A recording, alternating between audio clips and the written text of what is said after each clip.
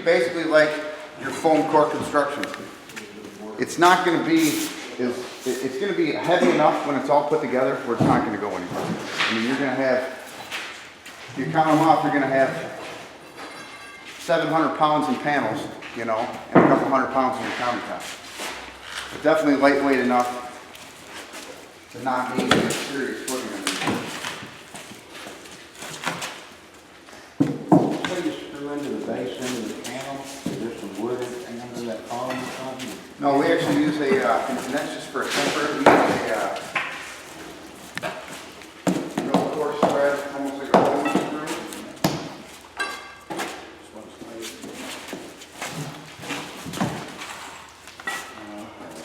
Like a light concrete screw. It just kind of goes in there. Well, actually, we put a little L bracket and then put it on there, sure. Basically, what that's doing is just holding it to the base to keep a straight layout on there, you know.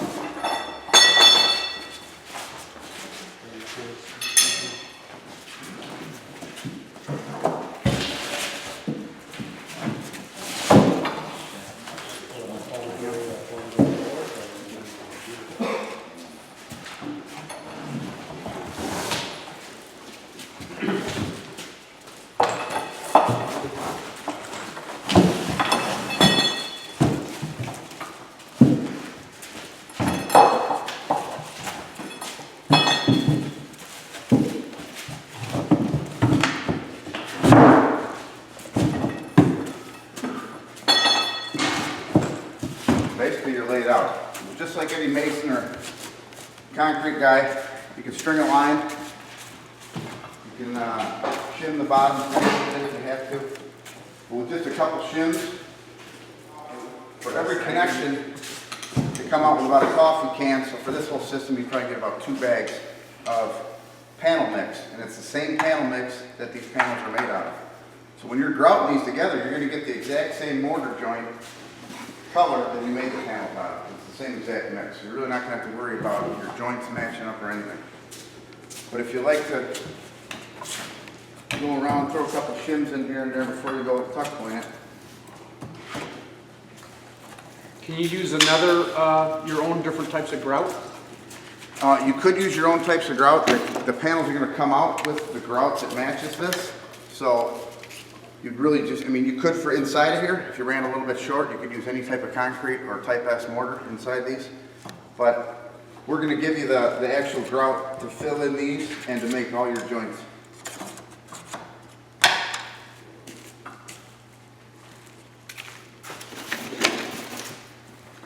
In some cases, if you don't, a lot of guys prefer to do their countertops level on top, okay? Depending on, you know, everybody's got their own preference. Some guys like to put it, if it's outside in a certain area, you want to put a little bit of pitch on it, you know what I mean? But you want your basic top of your system to be level. So if you're going on a sub base that isn't level, you'll see outside these units, we always pick your lowest point to start, okay? If you pick your highest point to start, you're going to make it level, and all of a sudden, if your patio that you're going on has an 1.5 or 2 inch pitch, you're going to have a 2 inch joint on the bottom. So if you start on your lowest point, these panels cut so easily, you can order an extra bag of grout. You can, if you know what you're going to do, you're going to know ahead of time what your base is looking like if you're bidding this job right. So what you can do is cut the bottom of it at the angle of the actual base that you're going on, your foundation.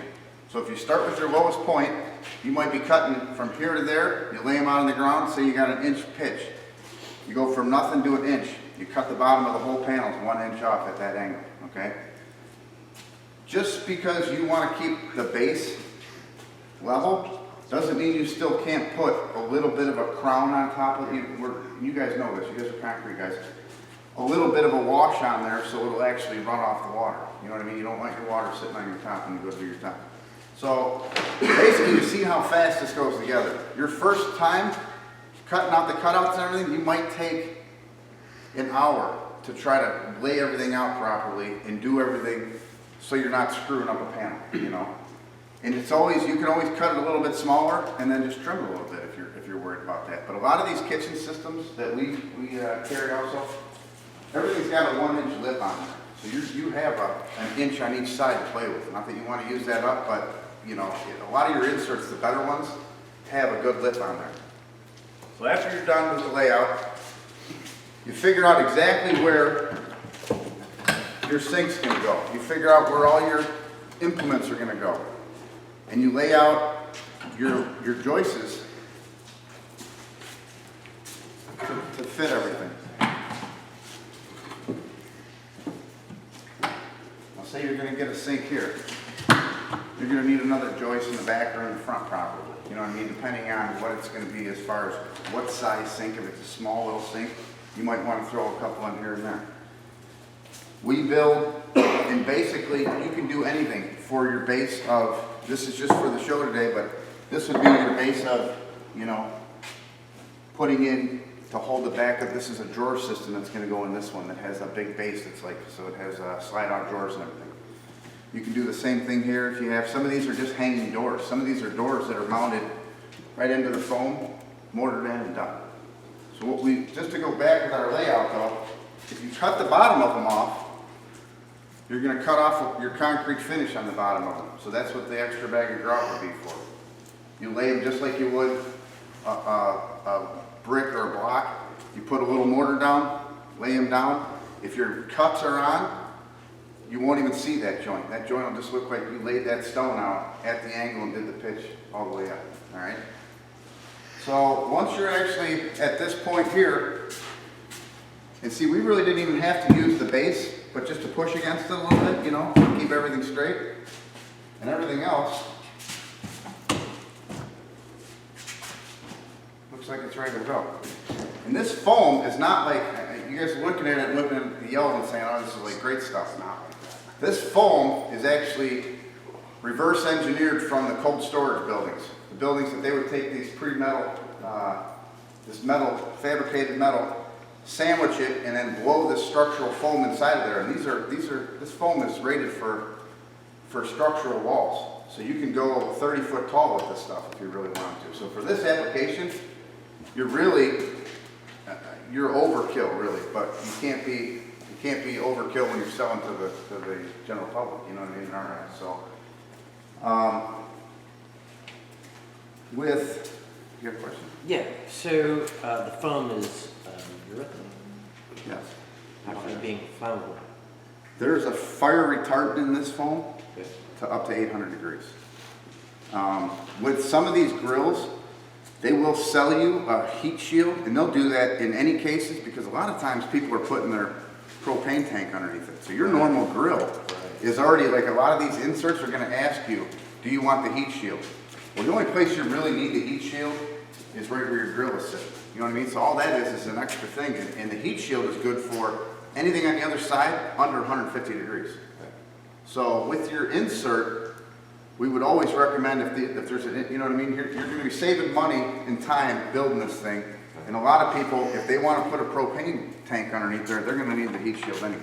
You know, because just the grill itself, say it puts off 300 degrees underneath it, you're going to want to protect the propane tank. So we do recommend that you put a heat shield in there. We actually, for direct contact, in this case here, say this was your grill, we give you a couple feet of 4-inch Surwool ceramic-based insulation. It's just like the stuff you see like on the rat rods that they wrap their muffler pipes. It's like muffler tape. Right. So we give that for direct contact if you're going to have that anywhere, but this foam is good for up to 800 degrees. Right on. Any other questions? So at this point, what you would do is you would set your rebar everywhere, okay? And then grout in your corners everywhere. Get everything put together, grout in your corners, and if you make the grout a little bit wet, you'll get a little bit of seepage out here, so your tuck pointing is going to be a little bit less actually, you know? So just a little bit of basic masonry skills, you can put this thing together relatively fast. And then from here we go with the dirt rock. This is the point where we start putting the dirt rock on. Once we get this is where we're going to put our sink right here. What's our sink layout? We're from South Louisiana, of course, it was a huge flood in our city.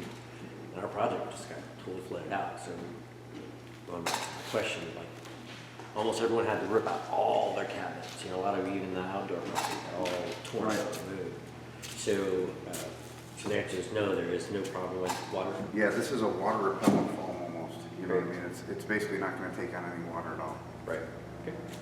So, and then that helps along with a couple of these panels all were made for the show, you know what I mean, that we just did in Louisville, Kentucky.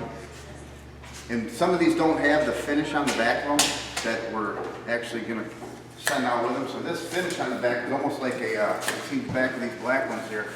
This is like a, it's like a paintable bed liner almost.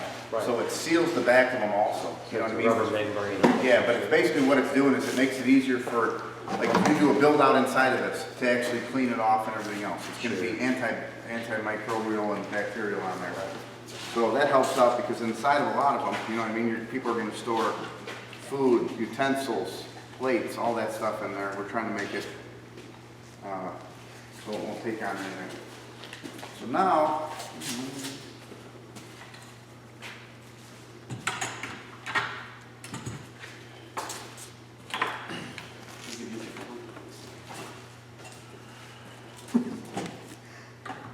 we also carry these joist hangers, which is just a basic 2x4 Simon joist hanger, but some of the hardware stores don't, you know, normally carry them on hand that we found.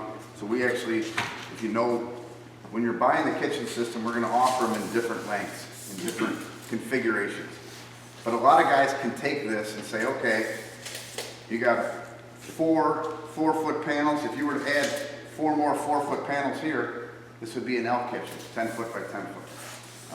2 4-foot panels together with just 2 32s on the end is a 7-foot 8 kitchen, you know. So there's different layouts, but this stuff can almost be configured that if you chased it around with matching panels, you're gonna end up with any kind of, almost any kind of layout that you want, really. You can kind of do different setups with it, but it's engineered to lay out and work with itself. So at this point, we can cut our Durarock.